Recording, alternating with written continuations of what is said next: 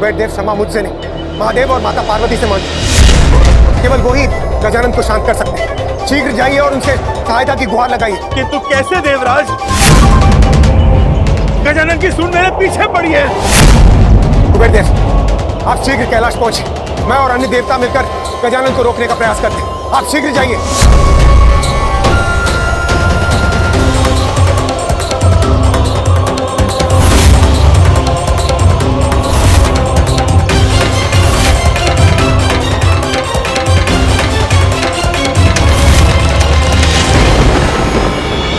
कुबेर देव जी, क्या हुआ?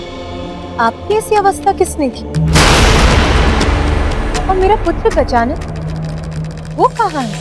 माता, गजानन, माता वो तो सब कुछ खा गए। मुझे भी खाना चाहते थे वो। ये अब क्या कह रहे हैं कुबेर देव जी? मेरा पुत्र गजानन अभी तक भूखा है। तो आप तो कह रहे थे कि आपके पास पर्याप्त से अधिक भोजन।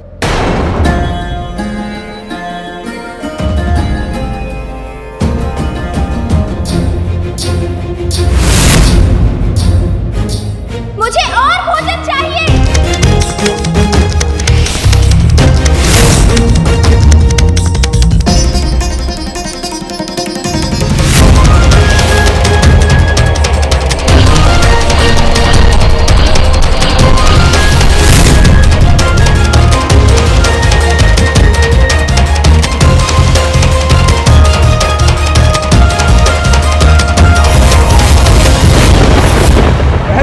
बैठा था कि संसार में सबसे धनी, सबसे संपन्न मैं हूं, किंतु आज मेरा मान भंग हुआ। एक बालक की भूख भी नहीं मिटा पाया मैं। महादेव, मुझे क्षमा कीजिए। माता पार्वती, किंतु गजानन को शांत कर दीजिए। मुझे बताइए, मैं उनकी भूख कैसे शांत करूं? उनकी भूख मैं कैसे शांत करूं?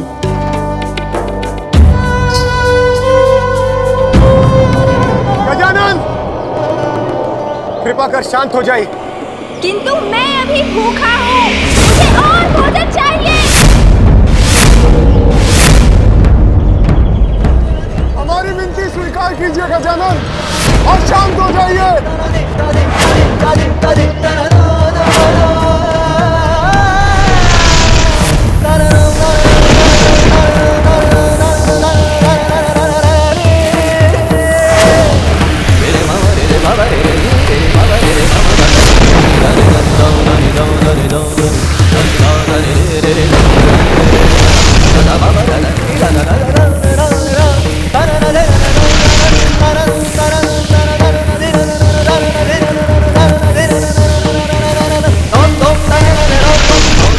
कुबेरदेव, शीघ्र लौटिए और किसी ऐसे उपाय के साथ जिससे गजानन की भूख शांत हो जाए। अन्यथा हम में से कोई भी सुरक्षित नहीं बचेगा। मुझे क्षमा कर दीजिए महादेव। माता पार्वती, धन के अहंकार ने मेरी बुद्धि को वश में कर दिया था। अहंकार से विचार और विचार से व्यवहार अनुचित हो जाता है। ये मैं अब समझ गया हूं। माता पार्वती, गजानन की भूख को शांत करने का उपाय बताकर मेरी सहायता करने की कृपा कीजिए। माता मुस्कुरा क्यों रही है?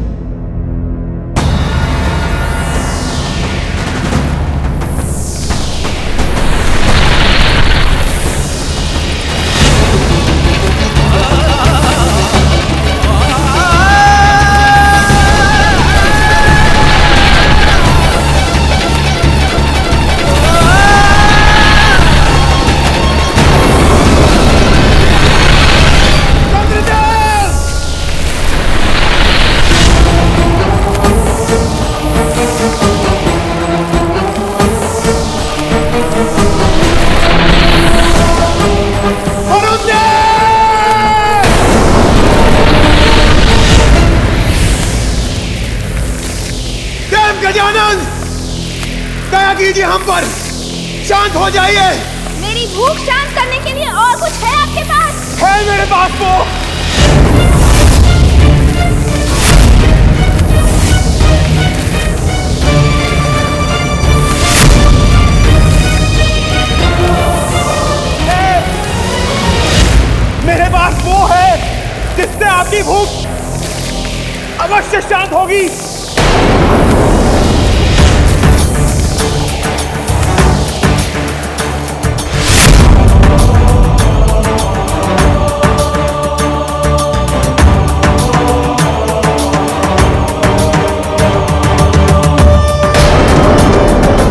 पवित्र बेलपत्र से गजानन की भूख मिटाने चले हैं कुबेर देव। कैसी मूर्खता ही।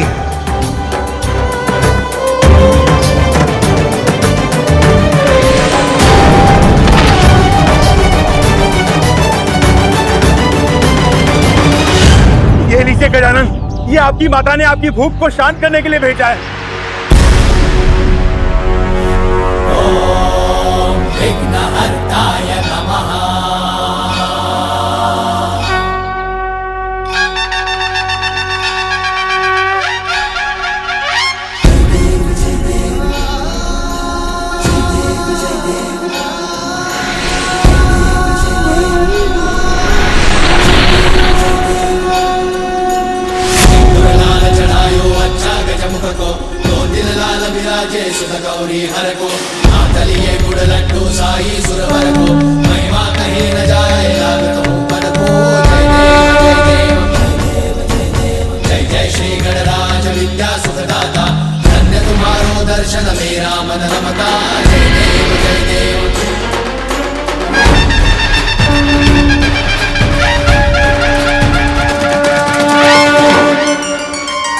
मात्र एक बेलपत्र माता?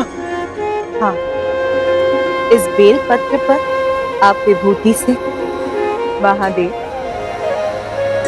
और मेरा नाम लिखकर मेरे पुत्र गजानन को खिला दीजिए। इसको खाते ही उसकी भूख अवश्य मिट जाएगी।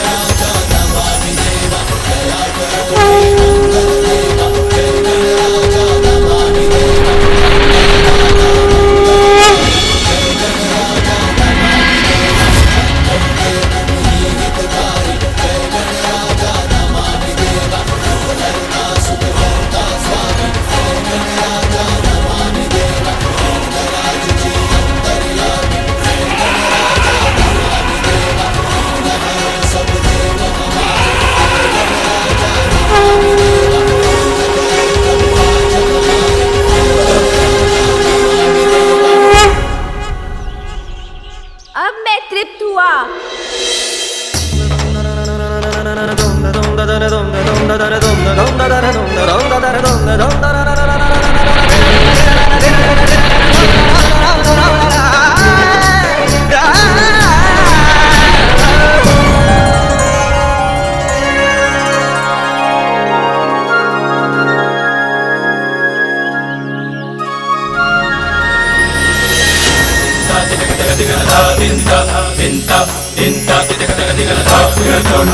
महाकाय सूर्यकोटि समप्रभ निर्विघ्नं कुरु मे देव सर्वकार्येषु सर्वदा।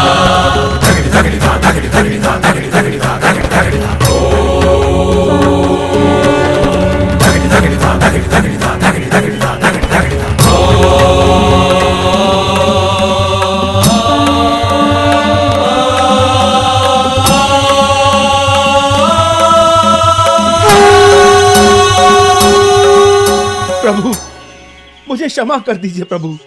अहंकार के अंधकार ने मेरी दृष्टि से विनय का प्रकाश हर लिया था। धन का इतना अहंकार हो गया था मुझे कि जिनकी कृपा से मुझे सब कुछ प्राप्त हुआ, उन्हीं महादेव के समक्ष मैंने अभिमान पूर्वक व्यवहार किया। मेरे साथ जो हुआ अच्छा ही हुआ। आज मेरे नेत्र पुनः खुल गए प्रभु। हाँ कुबेर, महादेव ने आपको संपूर्ण सृष्टि के धन का रक्षक नियुक्त किया था, किंतु आप तो स्वयं को उसका स्वामी मान बैठे। धन का मद व्यक्ति का विवेक हर लेता है। वो भूल जाता है कि जो भी उसने प्राप्त किया है वो उसकी योग्यता तथा ईश्वर की कृपा है।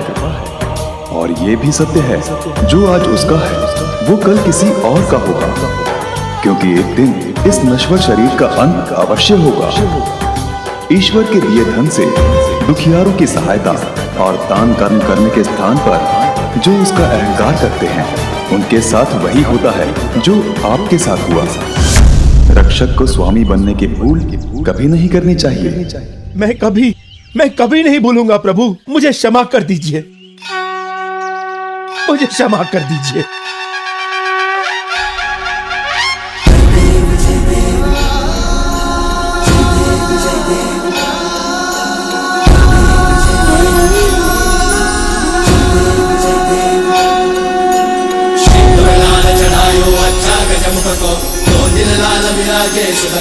हर को जय जय श्री गणराज विद्या सुखदाता, धन्य तुम्हारो दर्शन मेरा मन रमता।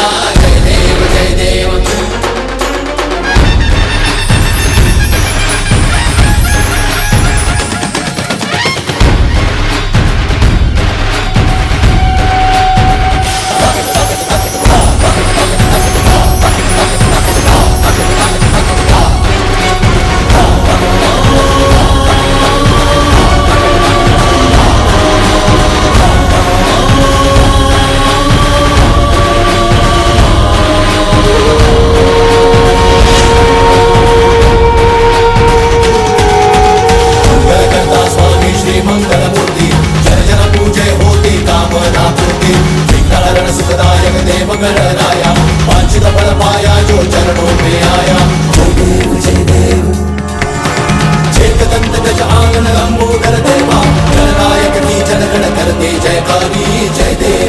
प्रभु, आपने मुझे सब कुछ लौटाकर एक अवसर देने की कृपा की है।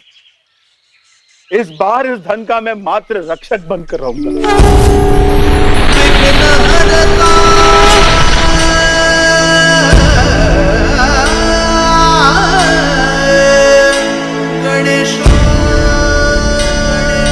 आपकी अलकापुरी में तो मुझे बहुत आनंद आया कुबेर देव। इस भोज के लिए आपका धन्यवाद।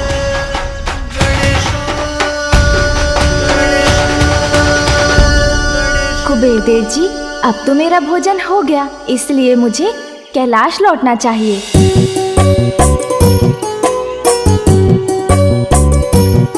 कैलाश तो यहाँ से इतनी दूर है, तो क्या मुझे इतनी दूर चलकर जाना होगा?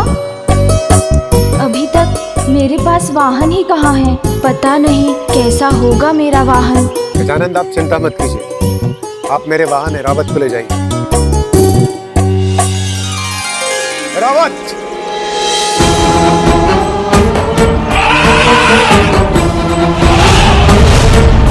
चलिए एरावत जी, मुझे कैलाश लेकर चलिए।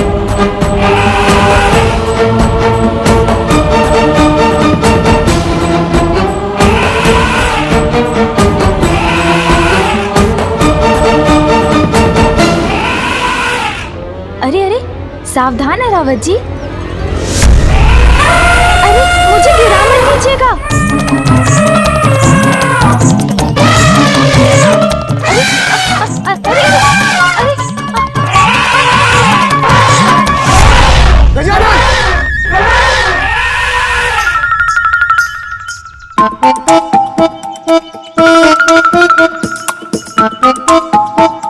लगता है एरावत जी मुझे नहीं लेके जा पाएंगे। क्षमा कीजिए गजानन, आश्चर्य है, इसके पूर्व कभी भी एरावत कोई भी भार उठाने में अक्षम नहीं हुआ। एरावत, उठ जाओ, क्या हुआ है तुम्हें?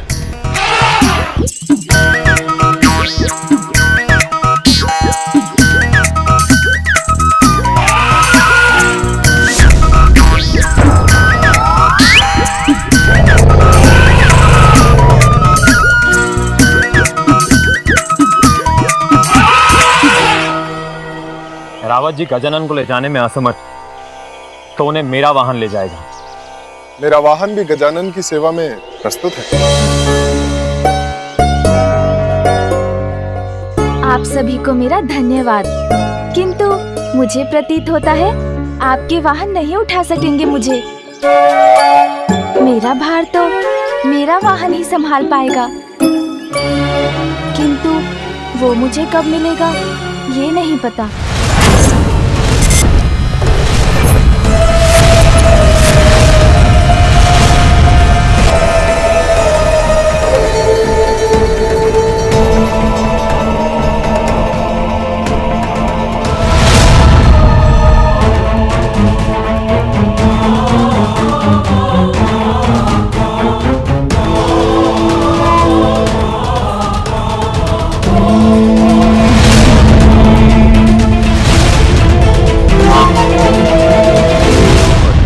तुम्हारा विवाह उससे हो जाए तो माता पार्वती की शक्ति तुम्हारी सुरक्षा और सहायता करेगी। शीघ्र ही मुझे असुरी कन्या सुवेनी को ढूंढना है।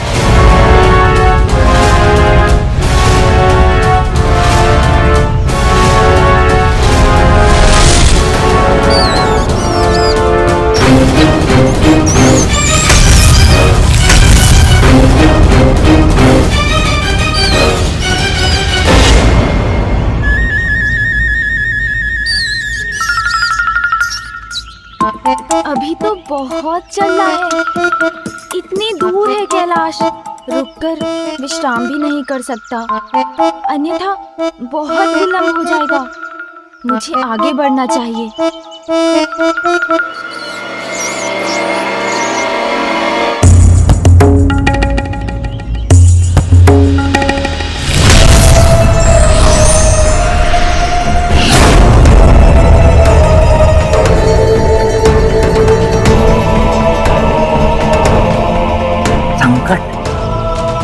संकट की गंध आ रही।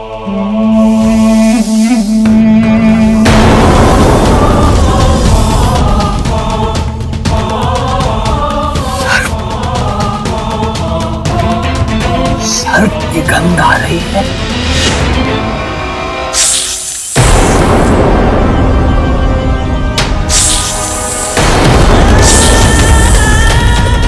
फुफकार तो सुनाई दी मुझे, किंतु दिखाई कुछ नहीं दे रहा है। कौन हो तुम?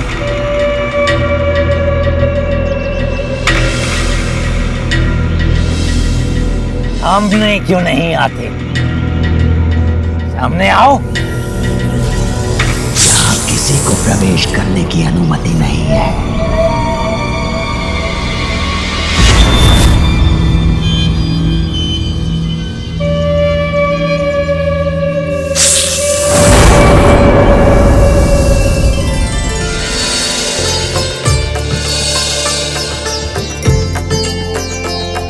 इस वन को पार करते ही कैलाश पहुंच जाऊंगा मैं।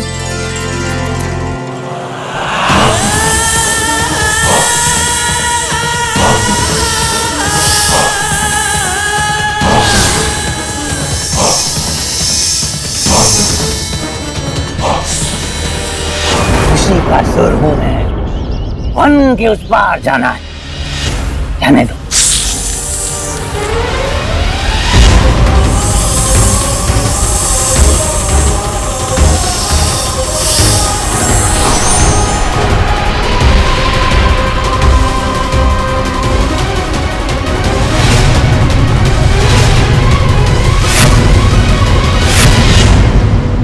अत्यंत मूर्ख जान पड़ते हो तुम। तुम्हारी मृत्यु ही तुम्हें यहाँ खींच लाई है, क्योंकि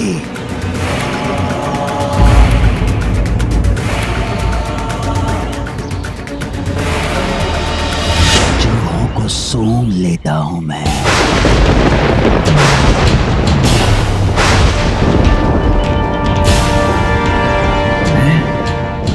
इसे कैसे ज्ञात हुआ मेरी वास्तविकता?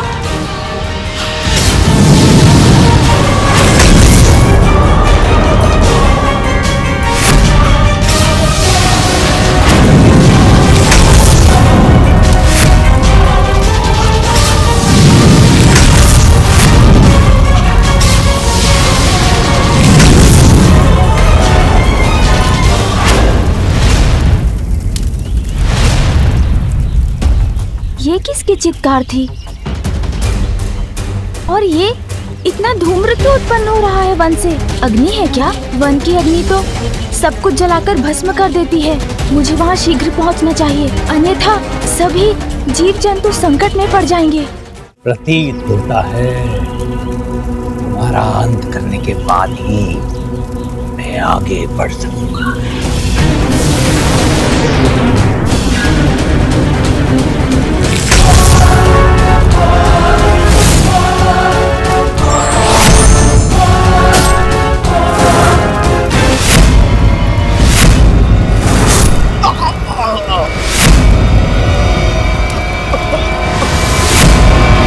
बहुत समय व्यर्थ कर चुका हूं मैं इस नाग पर। शीघ्र अति शीघ्र सुबेनी को ढूंढना है मुझे।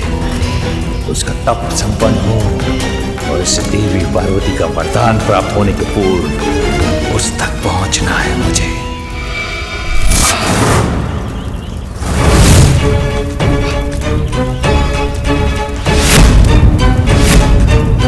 अब अपनी मृत्यु के लिए तैयार हो जाओ।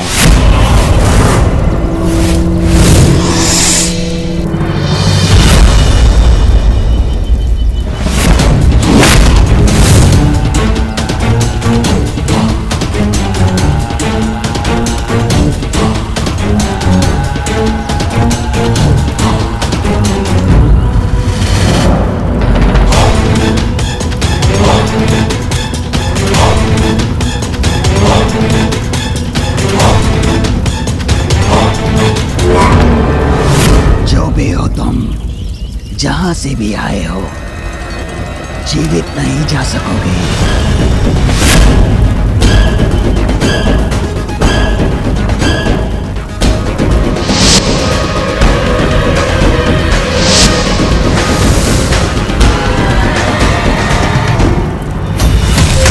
मैंने कहा था ना, चूहों की गंध आ जाती है मुझे, और चूहे अर्थात मेरा भोजन ही निकले तुम।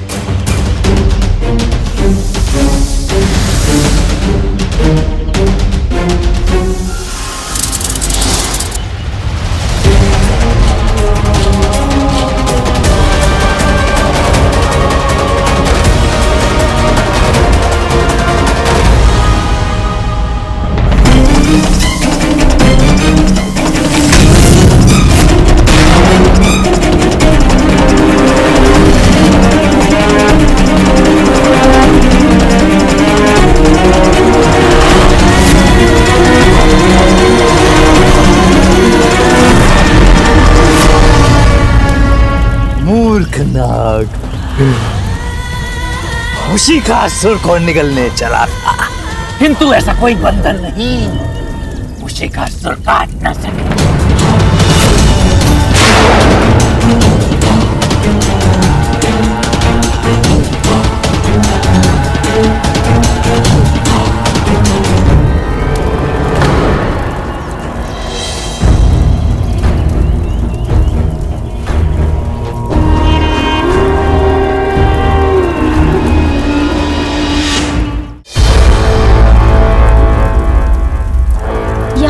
कोई भी नहीं। प्रतीत होता है कि इन विशाल सर्प जी की मृत्यु इनके ही विष से हुई है। मुझे इस अग्नि को बुझाने का कुछ उपाय करना चाहिए, अन्यथा यहाँ के जीव जंतुओं को हानि होगी।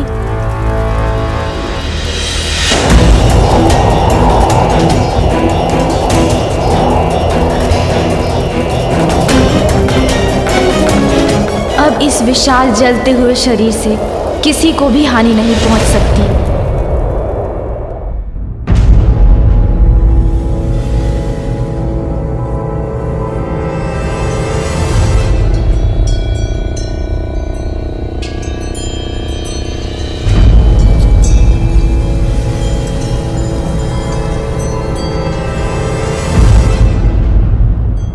अब इन सर्प जी का मृत शरीर कोई नहीं देख सकेगा। मृत्यु में तो विशाल से विशाल जीव को भी शांति से रहने का अधिकार है।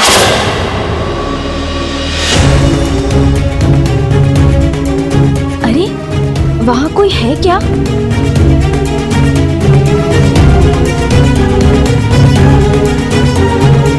इस बालक ने हमारे एक अग्रज का वध कर दिया। अभी जाकर सभी को बताता हूँ।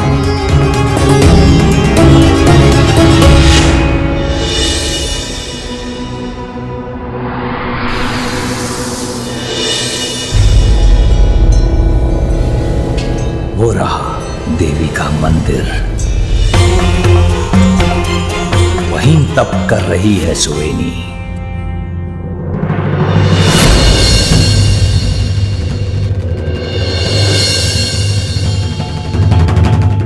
चोरी स्वभाव है मेरा। कोई और अवसर होता तो उठा ले जाता इस कन्या को। गुरुदेव शुक्राचार्य ने कहा है इसी देवी पार्वती का वरदान प्राप्त होने के बाद ही मैं इससे विवाह करूं। प्रतीक्षा करूंगा मैं, तब तक मैं प्रतीक्षा करूंगा।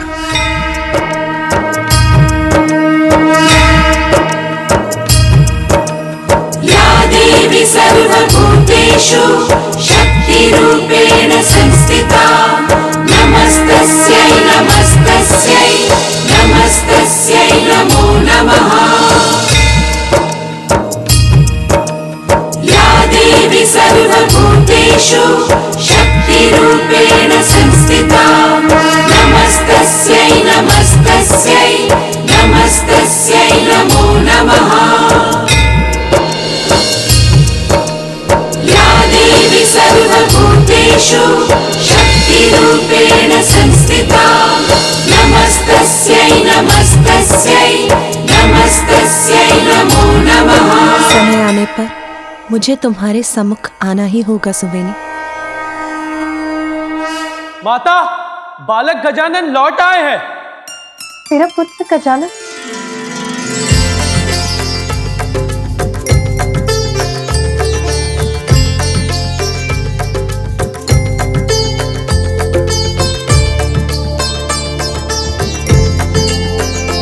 प्रणाम पिताश्री। पुत्र? प्रणाम माँ। आयुष्मान भव पुत्र।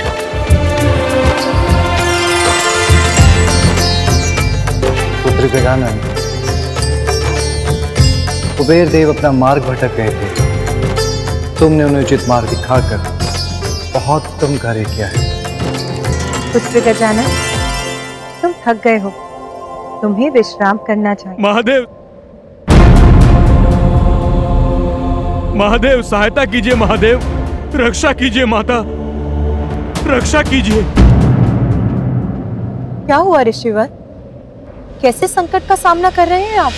माता, यज्ञ की सामग्री एकत्रित करने के लिए हमें आश्रम के निकट वन में जाना पड़ता है, किंतु वहां कुछ मायावी सर्प घुस आए हैं।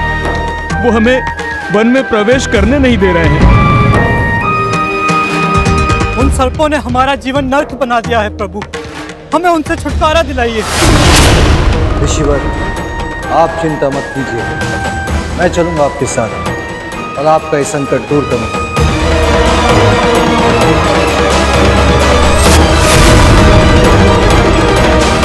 पिताश्री रुकिए।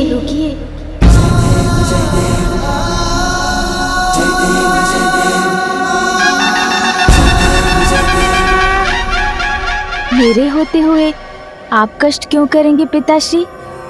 यदि आप आज्ञा दें तो मैं अभी जाकर इस समस्या का हल निकालता हूँ।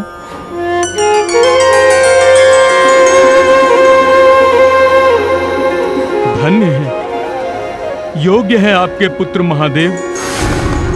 उसी पुत्र का होना सार्थक होता है जो अपने माता पिता का दायित्व स्वयं अपने ऊपर ले ले।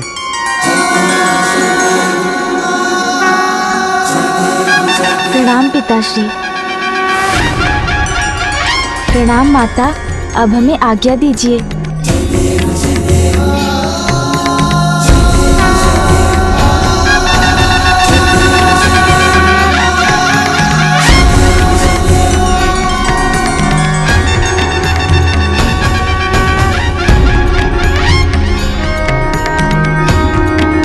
तुम्हें विश्वास है ऐसा ही हुआ था।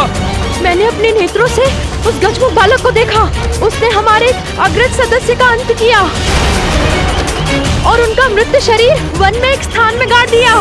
शत्रु, कोई शत्रु घुसाया हमारे वन में, उसको उचित पाठ पढ़ाएंगे हम।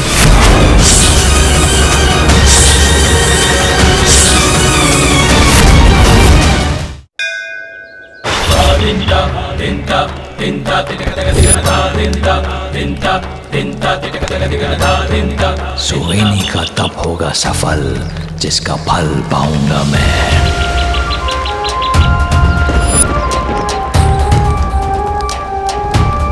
कैसे प्रसन्न करूं माँ आपको? दर्शन दीजिए माँ, मेरी पुकार सुनिए माँ। आइए माँ, दर्शन दीजिए मुझे, दर्शन दीजिए मुझे। आइए माँ, दर्शन दीजिए मुझे, दर्शन दीजिए मुझे, दर्शन दीजिए मुझे माँ, मेरी पुकार सुनिए। आइए माँ, दर्शन दीजिए मुझे।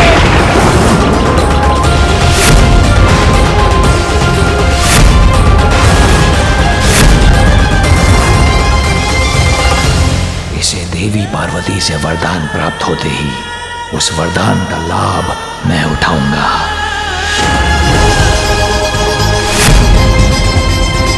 मेरे इतने कठोर तप करने के बाद भी यदि आप नहीं आए माँ, तो मैं इसी हवन कुंड में प्रवेश करके अपने प्राणों की आहुति दे दूंगी।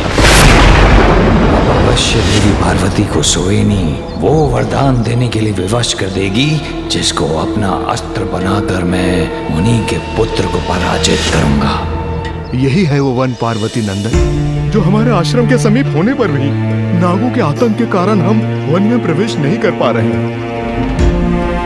और इसी कारण हम अपने बालकों को देने के लिए फल और अन्य भोजन की सामग्री भी नहीं जुटा पा रहे हैं। आपको उपहार देने के लिए ये फल बचाकर रखे हैं हमने, इन्हें स्वीकार कीजिए। ये फल आप खा लीजिए। वैसे भी हमारे पास आपको देने के लिए कुछ और नहीं है, किंतु आप ये फल तो खा सकते हैं ना। लीजिए, खा लीजिए।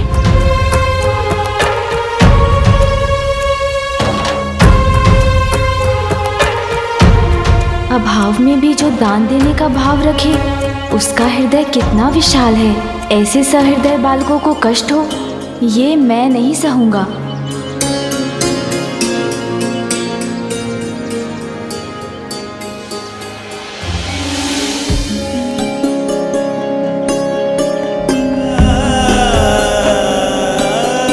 नहीं मित्रों, ये फल आपके हैं, इसलिए इन्हें आप ही खाइए। वैसे भी मुझे इस समय भूख नहीं है। मैं वचन देता हूँ, अब यहाँ किसी को भी संकट में नहीं रहने दूंगा।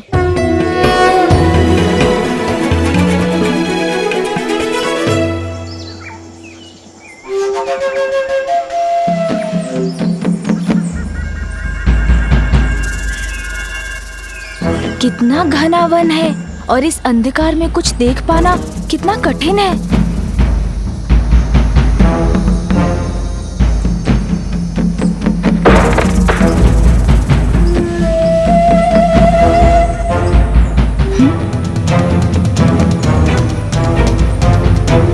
ऐसा प्रतीत हुआ जैसे कोई और भी है यहाँ।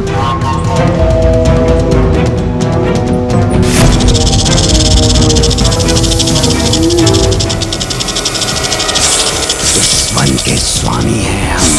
हमारे वन में प्रवेश किया तुमने तो उसका दंड भी अवश्य पाओगे बालक।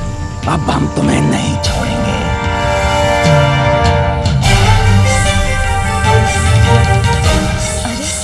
नागों ने तो घेर लिया मुझे। तुम्हें जकड़ लेंगे बालक, फिर तुम्हारे प्राण हरेंगे हम। यही है तुम्हारा दंड, हमारे वन में आने का दुस्साहस करने का। अब मृत्यु के लिए तैयार हो जाओ बालक।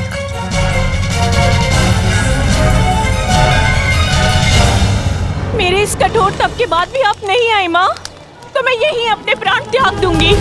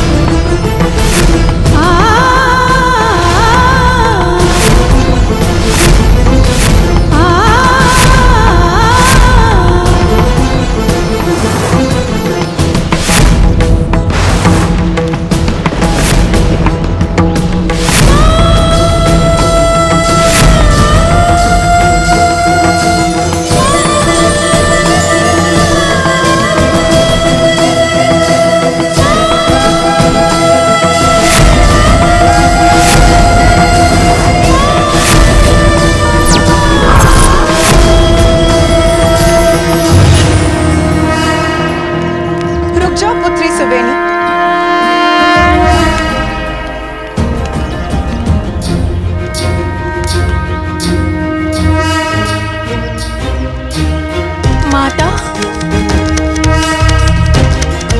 आप आ गई माता। मेरी भक्तिन निराश होकर अपना जीवन त्यागने पर विवश हो जाए, ये कैसे संभव? दुर्गा देवी नमस्तुभ्यम, दुर्गा देवी नमस्तुभ्यम, दुर्गा देवी नमस्तुभ्यम। पुत्री सुवेनी, तुम्हारे तप से मैं प्रसन्न हुई। मांगो, क्या वरदान चाहती हो तुम? आपके दर्शन प्राप्त हुए तो सब कुछ प्राप्त हो गया मुझे। संसार में सबसे दिव्य तो आपके दर्शन है माँ, इसीलिए मुझे अब कुछ और पाने की इच्छा ही नहीं रही माँ। क्या और कुछ की इच्छा नहीं रही? ये कैसी मूर्खता है? वरदान मांगो सुवेनी।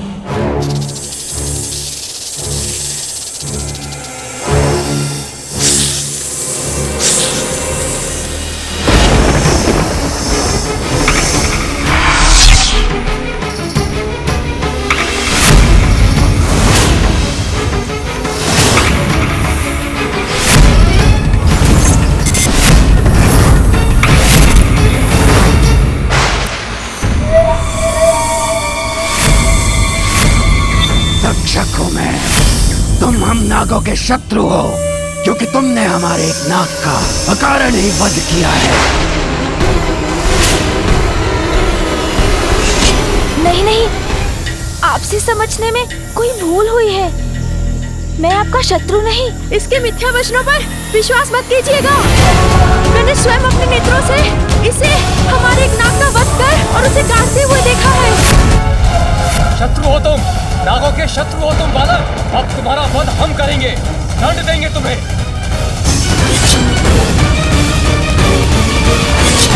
मैं आपका शत्रु नहीं हूँ। मैंने एक मृत नाग का शरीर देखा अवश्य था, जिसे ससम्मान गाड़ा भी था मैंने। उसके विष से उत्पन्न अग्नि को भी बुझाया था, किंतु उसका वध नहीं किया था मैंने। ये मिथ्या कह रहा है, शत्रु है ये। मैंने आप नागों के प्रति कोई अपराध नहीं किया, पर अपराध तो आप कर रहे हैं। ऋषियों को आतंकित कर इस वन में प्रवेश करने से रोका है आप सबने। उन्हें फल फूल भविष्य की सामग्री से वंचित किया है। प्रकृति और उसके संसाधनों पर तो सभी का समान रूप से अधिकार होता है। इसलिए मेरा अनुरोध स्वीकार कीजिए और उन्हें यहाँ आने दीजिए। शत्रु हो तुम, नागों के शत्रु हो तुम बालक। नागों के शत्रु हो तुम बालक, शत्रु हो तुम, तुम्हें दंड अवश्य मिलेगा। मुझे ये सब छोड़ नहीं रहे, अब मुझे ही कुछ करना होगा। तुम हम नागों के शत्रु हो। शत्रु हो तुम, नागों के शत्रु हो तुम बालक।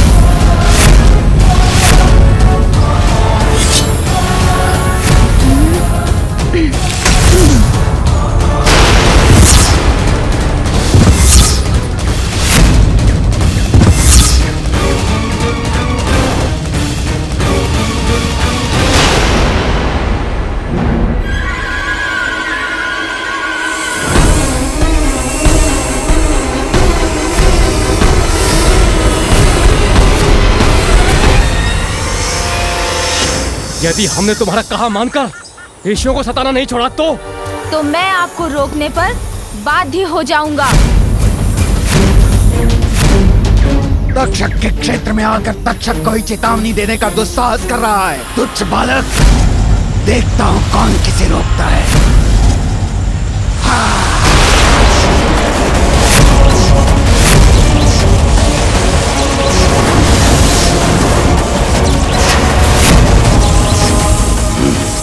ये कैसे संभव है? इसने मेरे विष को कैसे रोक लिया?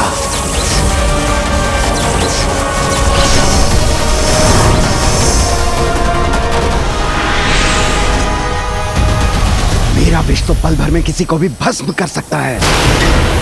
इस बालक ने इतनी सहजता से कैसे इसका प्रभाव मिटा दिया? मैं आपको आपके विष से इस वन को नष्ट नहीं करने दूंगा। तो मैं भी तुम्हें इस वन से जीवित नहीं लौटने दूंगा, तुच्छ बालक।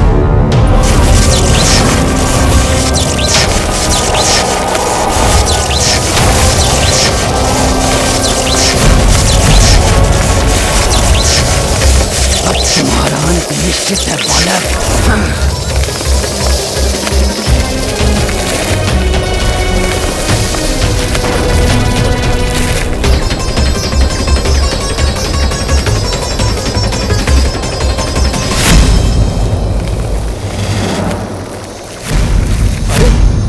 ये बालक तो यहाँ नहीं। ढूंढो उसे।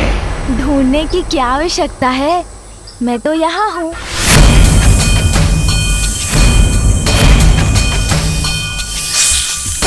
तुम्हारी इस क्रीड़ा का भयानक अंत होगा बालक।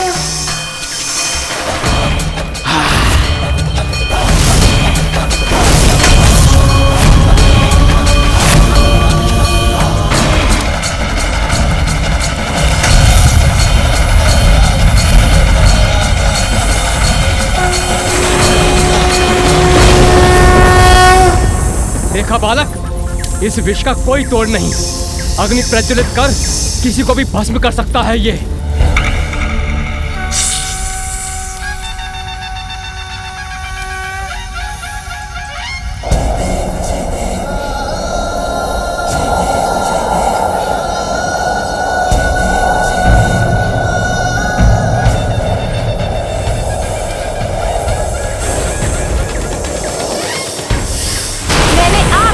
चेतावनी दी थी, समझाया था आपको कि वन को, यहाँ रहने वाले सभी मनुष्यों को और जीव जंतुओं को हानि मत पहुँचाइए, किंतु आपने मेरी बात नहीं मानी। इस वृक्ष को भस्म किया आपने, अब उसका दंड मैं दूंगा आपको। मेरे नागों को आहत किया है तुमने, अब इसका परिणाम देखो तुम।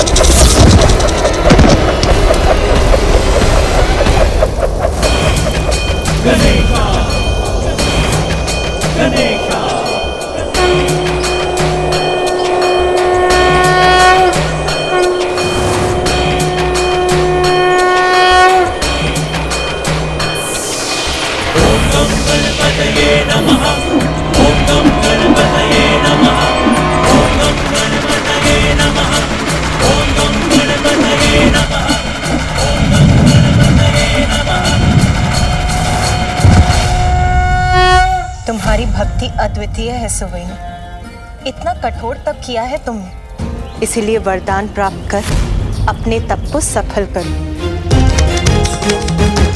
कहो पुत्री, क्या चाहिए तुमको? मांगो सुवेनी, मांगो वरदान मांगो, मांगो मांगो। माता, आप भी तो एक नारी हैं और एक नारी के मन को अच्छे से समझती हैं। एक नारी का सुख तो उसके परिवार के सुख में निहित होता है। अपने पुत्र, पिता और पति की सुरक्षा से ही एक नारी को सुख मिलता है माँ। इसीलिए आप मुझे वरदान देना चाहती हैं तो ये वरदान दीजिए कि मैं अपना संपूर्ण जीवन सुहागन बनकर जीऊं माँ। विवाह के उपरांत यदि मेरे सुहाग पर कोई भी संकट छाए तो आप उनकी रक्षा करें। मात्र इतना वरदान मुझे चाहिए आपसे।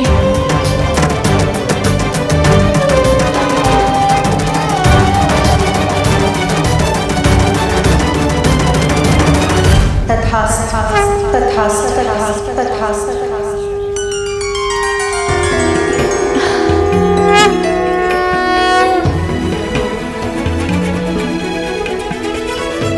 धन्यवाद माँ, धन्यवाद। पुत्री सुवेनी, शीघ्र तुम्हारे पति से तुम्हारा परिचय होगा। मंदिर से बाहर निकलते ही पूजा के इन पुष्पों को बाहर उछाओ। ये पुष्प जिस भी दिशा में गिरेंगे, उस दिशा में जिस पर भी तुम्हारी प्रथम दृष्टि पड़ेगी, उसे ही अपने पति के रूप में स्वीकार। पुत्री, अपने हाथ ऊपर करो।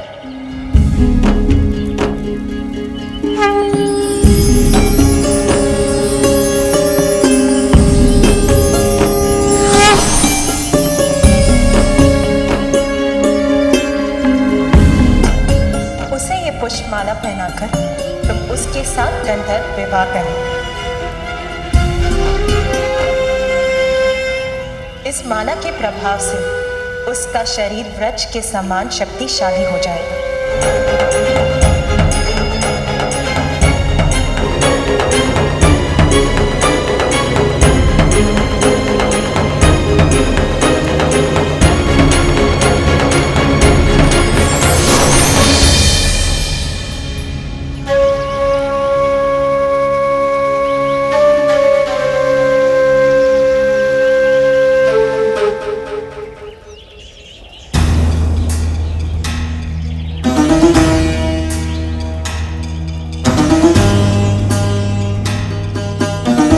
सुवेनी का तप होगा सफल, जिसका फल पाऊंगा मैं।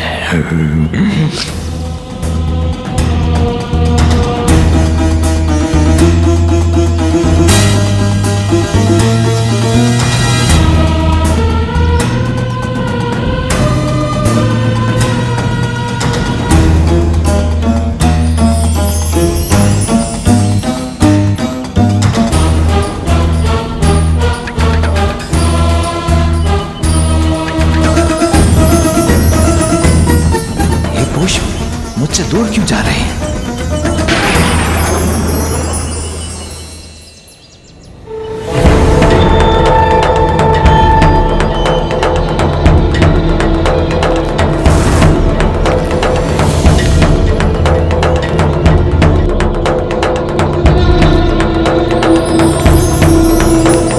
नहीं नहीं, ये सुवेनी का वर बन गया तो मेरा क्या होगा?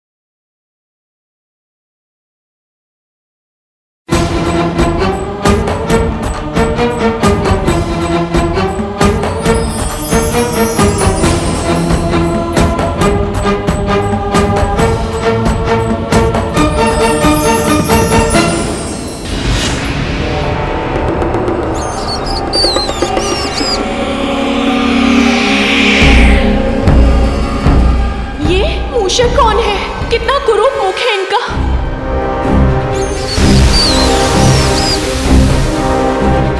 ये पुष्प जिस भी दिशा में गिरेंगे, उस दिशा में जिस पर भी तुम्हारी प्रथम दृष्टि पड़ेगी, उसे ही अपने पति के रूप में स्वीकार। ये कुरूप मूषक मेरा स्वामी। किंतु यदि माता की यही इच्छा है तो सुवेनी इसे स्वीकार करेगी।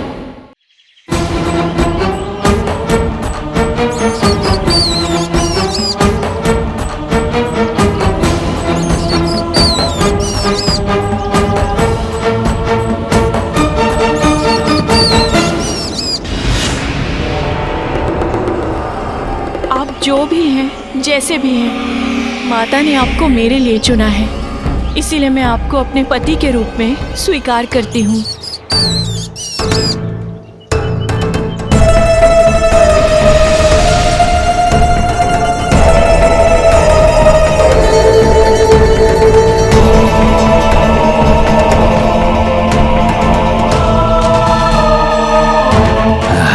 प्रतीत होता है जैसे अचानक मेरी शक्तियां बढ़ गई हों।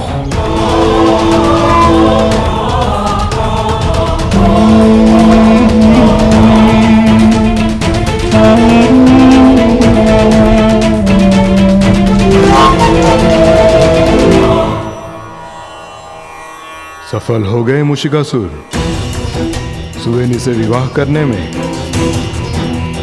अब गजानन तुम्हारा वध नहीं कर सकेगा, और यदि उसने तुमसे युद्ध करने का प्रयास किया भी तो उसे अपनी ही माता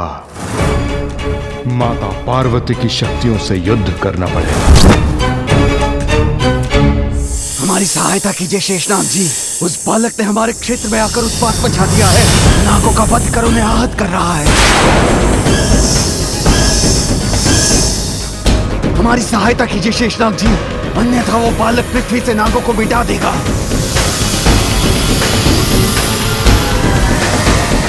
अब मुझसे पराजित होने के बाद ये नाग ऋषि मुनियों को पीड़ा देने का साहस नहीं करेंगे। मैं जाकर उन ऋषियों को बता देता हूँ।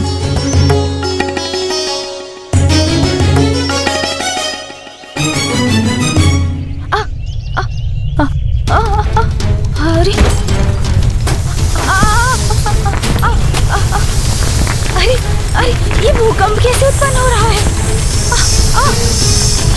ध्वनि सुनाई दे रही है किंतु कुछ दिखाई नहीं दे रहा है मुझे।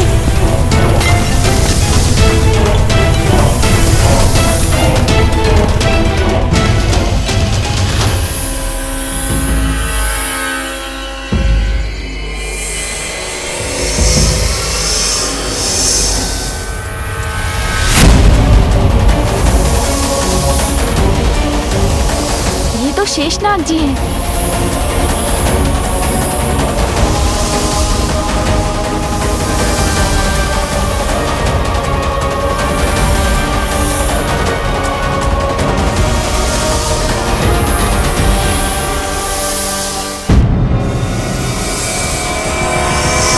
शेषनाग जी, तुम उद्दंड हठी अहंकारी, ये तो तभी ज्ञात हो गया था मुझे जब तुमने बैकुंठ आकर मेरे प्रभु श्री हरि का शंख चुराया था और उन्हें अपने पीछे भागने पर बाध्य किया था। किंतु इस बार नागों और सर्पों को आहत कर तुम सभी सीमाएं लांघ चुके हो। किंतु शेषनाग जी, सुनने सुनाने को अब कुछ शेष नहीं, तुम्हें उचित पाठ सिखाना ही होगा, और वो पाठ मैं सिखाऊंगा तुम्हें।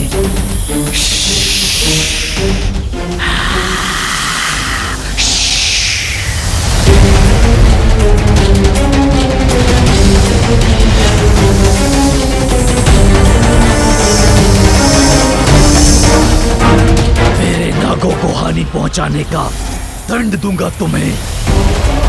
मेरी क्रोधाग्नि से झुलस जाओगे तुम।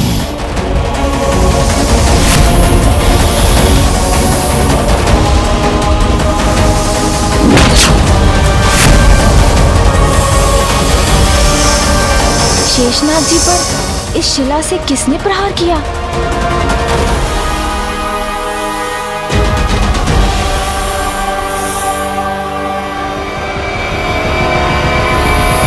दूर हो जाइए हमारे गजानन से, हटिए पीछे, दूर हो जाइए।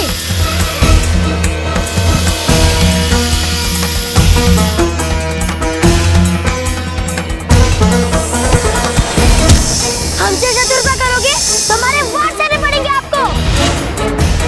मित्रों, इनके अनगिनत शिशु को वार कर आग कर दो।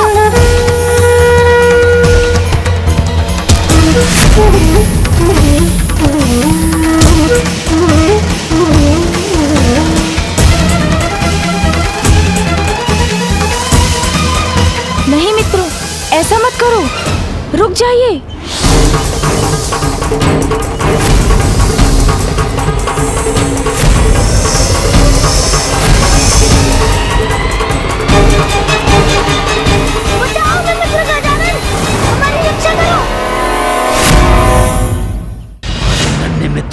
तुम्हारी सहायता के कारण संकट में पड़ जाएंगे गजानन।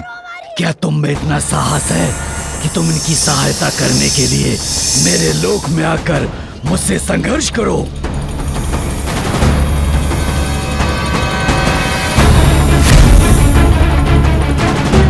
हमारी रक्षा कीजिए गजानन, गजानन हमारी रक्षा कीजिए, हमारी रक्षा कीजिए गजानन।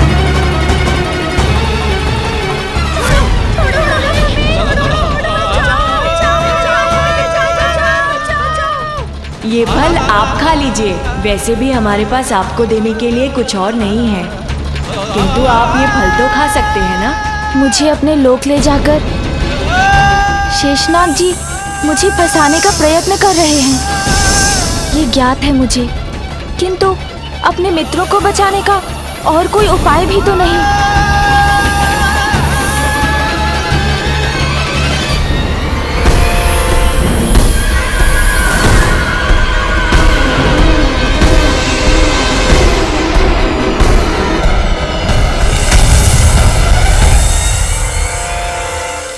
आप कहाँ रहते हैं स्वामी? मैं आपके साथ कहाँ रहूंगी, ये जानने के लिए मैं उतावली हो रही हूँ। स्वर्ग में रहोगी तुम रानी सुवेनी। स्वर्ग? हाँ देवी सुवेनी, देवताओं को धूल चटाने और स्वर्ग से हटाने के बाद मैं तुम्हें वहां की रानी बनाऊंगा।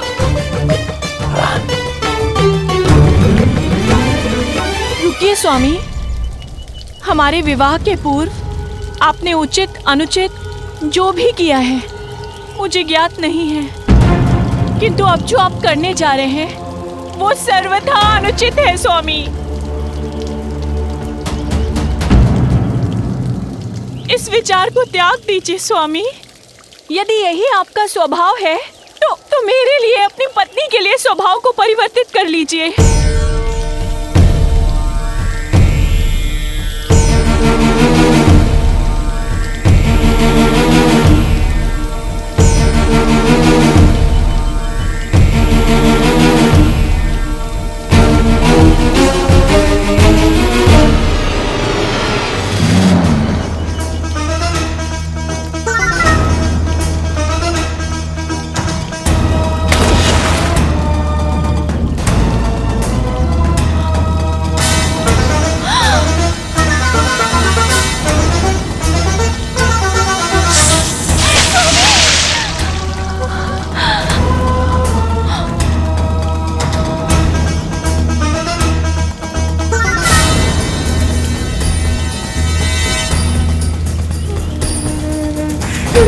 स्वामी आप ये क्या कर रहे हैं? रुकिए स्वामी, आप ऐसा क्यों कर रहे हैं स्वामी? डंक मारना तो बिच्छू का स्वभाव होता है। अगर आप उसकी रक्षा करने के लिए उसे जल से निकालेंगे भी, तब भी वो आपको डंक ही मारेगा। जब ये तुच्छ बिच्छू अपने जीवन की रक्षा के लिए अपना स्वभाव नहीं छोड़ सका, मैं अपनी असुरी प्रवृत्ति कैसे छोड़ूं? चोरी स्वभाव है मेरा देवी सुवेनी, और देवताओं को पीड़ा देना मेरा स्वाभाविक मनोभाव।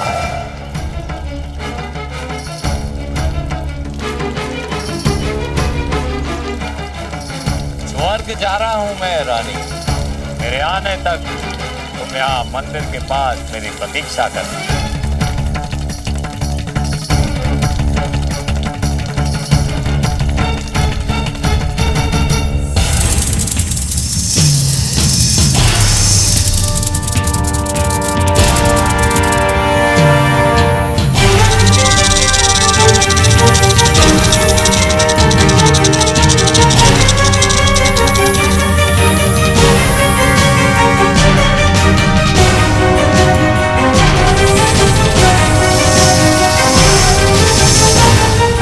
वहाँ उस कोने में बंदी है मेरे मित्र।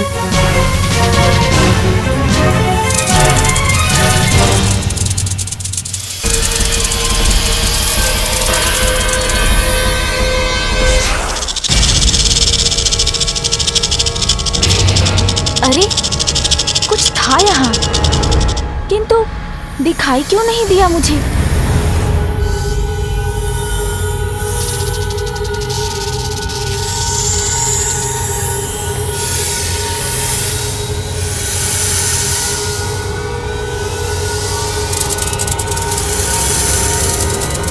सर्पों को अशांत किए बिना ही मुझे आगे बढ़ना चाहिए।